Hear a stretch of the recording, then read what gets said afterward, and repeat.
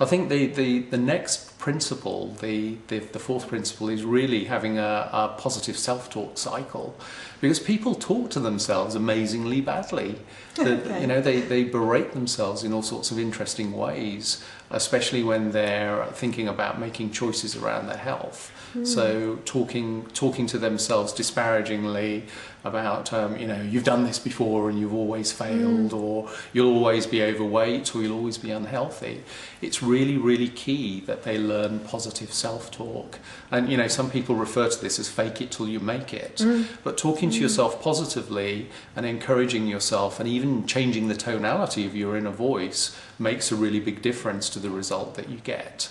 So, you know, talking to yourself encouragingly in an encouraging way about making great choices and saying, I'm feeling healthy and vital, and I'm actually loving what I'm doing. Just the thought of that makes a really big difference. And of course, we notice this because in clinic, as you walk in the morning, it doesn't matter how bad your journey or whatever went wrong in the morning, we're dealing with people on a one-to-one basis. So you walk in and you have to be positive, and you have to give off that to support your client, and it does Absolutely. straight away make you feel better, doesn't it? Sure.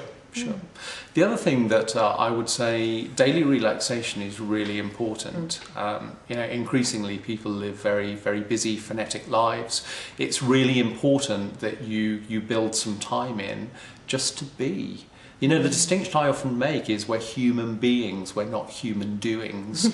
So we forget the being part sometimes. So even building in just like 10 minutes a day of relaxation, and using that time to visualize or to think about or to feel your way through the result that you want, is really, really important. And how do you actually do that? Because I know people find it difficult. I find it difficult myself. We know we can all find 15 minutes. Everybody can find 15 minutes. Absolutely. But how do you is there a structure? build that in? How do you do it? There are a couple of approaches that I found really successful with clients, and quite often, you know, that point when you first awaken in the morning is perhaps when the mind's at its calmest. So taking 10 minutes from first getting out of bed in the morning, or equally at the end of the day, is maybe taking 10 minutes. Typically, lots of people come in and they find a mechanism to unwind. Passive activities such as watching television, which are not great, by the way, because they're stimulating the mind and filling it full of more information. And it's always such bad news on the television, whatever you're watching. It's all bad news. It's not positive. Yeah, they don't call it programming for nothing. No. So just make an agreement with yourself to take 10 minutes before before climbing into bed, switching off the TV and just taking 10 minutes, even just to lie on the bed. Progressively relax the muscle groups, and then just to visualize and reinforce all of the great reasons for making some great changes. And that's really effective. It works for a lot of my clients really well. I find that works, rather than just trying to relax by doing that. I think tensing your feet, relaxing them, tensing your calves, relaxing them, and having something to do. Absolutely. Having a structure to follow for your relaxation. Yeah. And then, you know, the positive affirmations and things like that added into that. But once you've been through sort of your body parts, it does put your mind more at ease, doesn't it? Yeah, so I find even a simple technique that I call mindfulness of breathing is really effective, and that's as simple as, you know, with eyes closed, relaxing, concentrating, focusing on where the breath comes into the body and where it leaves. And doing that on a regular basis just helps to quiet and calm the mind and the physical sensations of the body.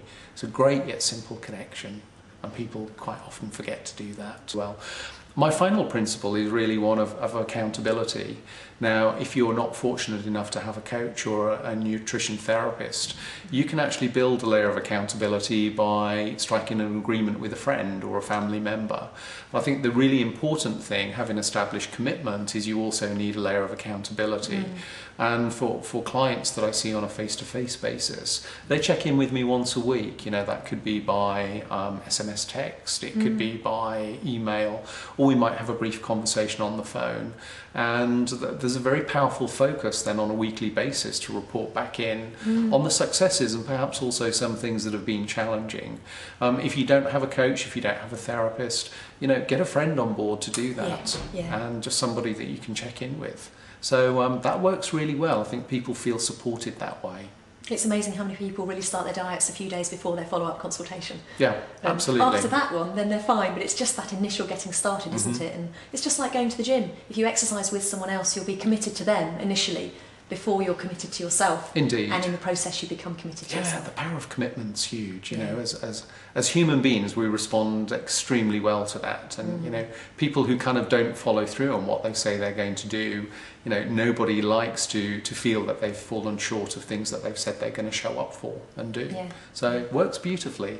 But having someone to check in with, I think for me that just seals it. That's a very powerful concept. That's fantastic, Chris. Thank you. You've given us some really useful resources there to be able to carry out steps which will just make the whole process so much easier and bring it all together. Great. Well, I'm glad that I could be of some help, and thanks for talking to me. I Pleasure. appreciate it. Thank you.